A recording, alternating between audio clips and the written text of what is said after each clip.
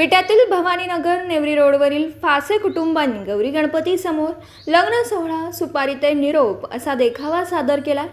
गौराई गीतांचा समावेश करत आज मुलगी ही क्षेत्रात आघाडीवर असल्याचं सांगत कुटुंबातील सौ मेघना सचिन फासे, श्री सचिन रघुनाथ फासे या फासे कुटुंबांनी विधिमुक्त लग्न होताना अशा अनेक विविध विषय घेऊन परंपरा सादर करत संदेश दिला। प्रत्येक वर्षी फासे कुटुंब गौरी गणपती समोर वेगवेगळ्या पद्धतीचे सामाजिक प्रबोधन देखावे सादर करतात। आजूबाजूच्या महिला वर्ग फासे यांच्या कुटुंबातील घरी बसवण्यात आलेल्या गौरी गणपतीचा हा देखावा पाहण्यासाठी मोठी गर्दी करतात। तसेच स्पर्धेमध्ये फासे कुटुंब कायमच अग्रेसर असतं। स्पर्धेचे संघटक त्या ठिकाणी आल्यानंतर त्यांना सुद्धा सौ मेघना फासे व त्यांच्या कुटुंबाने या संदर्भात या देखाव्याबद्दल माहिती दिली।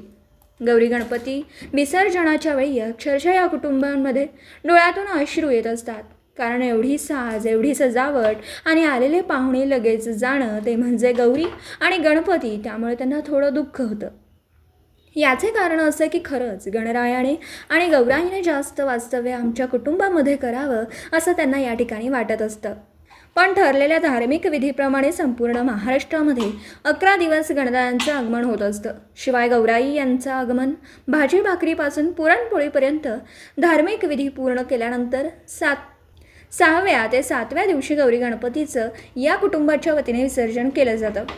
आनंदमय वातावरणात सौ मेघना फासे, सचिन फासे हे प्रत्येक वर्षी समाजामध्ये लागणारी जडणघडण या विषयावर देखावा व मांडणी गौरी गणपतीमुळे केली जाते आणि त्यांचे महात्मा येणाऱ्या माता भगिनींना, भक्तजनांना यावेळी फासे कुटुंब सविस्तर माहिती देत असतं। त्यानंतर हळदी कुंकवाचा कार्यक्रम व दैनंदिन श्री गणेशांच्या आरती सहकुटुंब सहपरिवार दैनंदिन सकाळी आणि संध्याकाळी न चुकता करत आनंदी वातावरणामध्ये हे कुटुंब आपलं वास्तव्य करत असतं।